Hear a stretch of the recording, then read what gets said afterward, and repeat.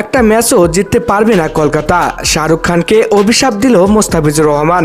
দর্শক, আইপিএল 2026-এর শুরুটা যেন এক দুঃস্বপ্ন কলকাতা নাইট রাইডার্সের জন্য। মাঠের লড়াইয়ে নামার আগেই যাকে নিয়েছিল সব উন্মাদনা, সেই টাইগার পেসার মোস্তাফিজুর রহমানকে হুট করেই দল থেকে বাদ দিয়েছে কলকাতা।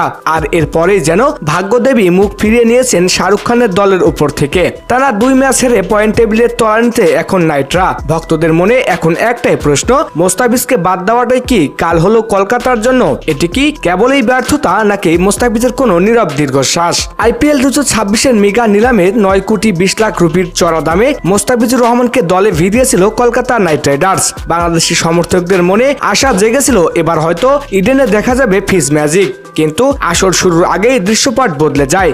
বিসিসিআই এর বিশেষ নির্দেশনায় হঠাৎ করেই কেকেআর স্কোয়াড থেকে বাদ দেওয়া হয় মোস্তাফিজকে।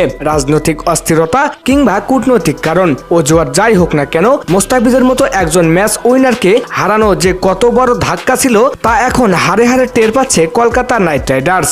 আইপিএল শুরুর আগে কলকাতা যখন মোস্তাফিজকে দল থেকে বাদ দেওয়ার সিদ্ধান্ত নেয় তখন অনেকেই অবাক হয়েছিলেন, কিন্তু সেই সিদ্ধান্তের ফল যে এত দ্রুত হাতে নাতে পাওয়া যাবে তা হয়তো ভাবেননি খোদ শাহরুখ খানও। আসরের প্রথম 2 ম্যাচেই শোষণীয় পরাজয় বরণ করেছে কলকাতা নাইট রাইডার্স। মুম্বাই আর হায়দ্রাবাদের বিপক্ষে কলকাতার বোলাররা যেভাবে রান বিলিয়েছেন তাতে ইডেন গার্ডেন্সেও দর্শকরা এখন মোস্তাফিজের অভাব বোধ করছেন।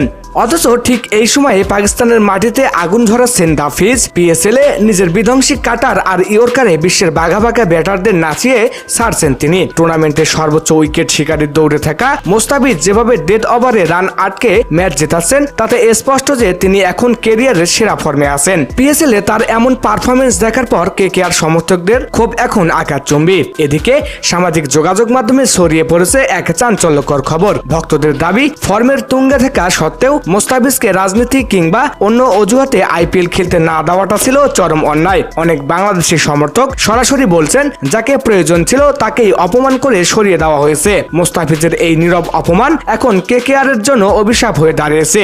এই কারণে কি কলকাতার বোলাররা লাইন লেন্থ খুঁজে পাচ্ছেন না? কেন শাহরুখ খানের মতো অভিজ্ঞ মালিক এই ভুল করলেন? পিএসএল এ মোস্তাফিজের জয় জয়কার আর আইপিএল এ কলকাতার ভরাডুবি একই মুদ্রার 2 পিঠের মতো কাজ করছে। তাহলে কি মোস্তাফিজের সেই অভিশাপ সত্যি হতে চলছে? মোস্তাফিজের ছায়া ছাড়া হয়তো এই আসরে একটি ম্যাচও জিততে পারবে না কলকাতা। কিং খান কি পারবেন তার ভুল শুধরে দলকে কক্ষপথে ফেরাতে, নাকি মোস্তাফিজের এই অভিশাপ তাড়া করে বেড়াবে পুরো সিজন জুড়ে? তো দর্শক, পিএসএল এ বাংলাদেশি খেলোয়াড়দের সর্বশেষ আপডেট পেতে আমাদের চ্যানেলটি সাবস্ক্রাইব করে সাথেই থাকুন। ধন্যবাদ।